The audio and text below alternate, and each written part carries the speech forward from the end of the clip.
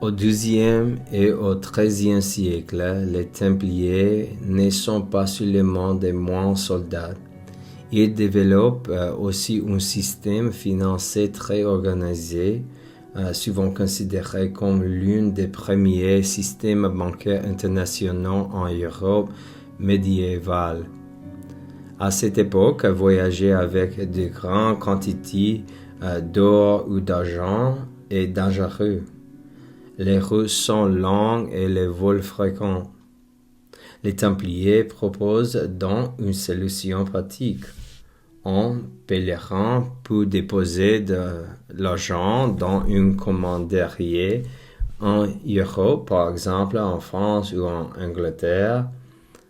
En échange, il reçoit un document écrit, une sorte de lettre de crédit.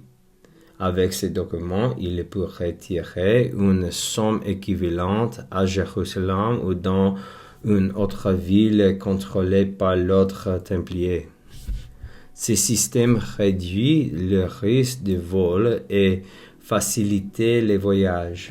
Les Templiers tiennent des registres précis et utilisant un réseau de maisons réparties dans plusieurs pays. Grâce à cette organisation, ils peuvent transférer des fonds sur de longues distances sans transporter physiquement tout l'argent.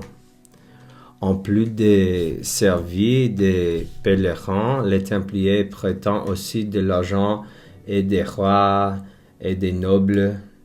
Ils gèrent parfois les finances royales et participant à la collecte des impôts. Leur réputation de discipline et d'honnêteté renforce la confiance dans le service. Cependant, il est important de comprendre que les Templiers n'ont pas inventé la banque. Des systèmes financiers existant déjà dans l'Antiquité, notamment chez les Romains et dans le monde islamique médiéval, où le commerce était très développé. Les marchands italiens conçus de Florence ou de Venise développent aussi des techniques bancaires avancées.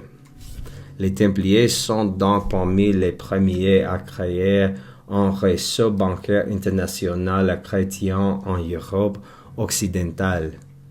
Mais ils ne sont pas les premiers banquiers de l'histoire mondiale. Le système représente une étape importante dans l'évolution des pratiques financières. Ainsi, leur activité bancaire montre comment un ordre religieux a contribué au développement économique de l'Europe médiévale.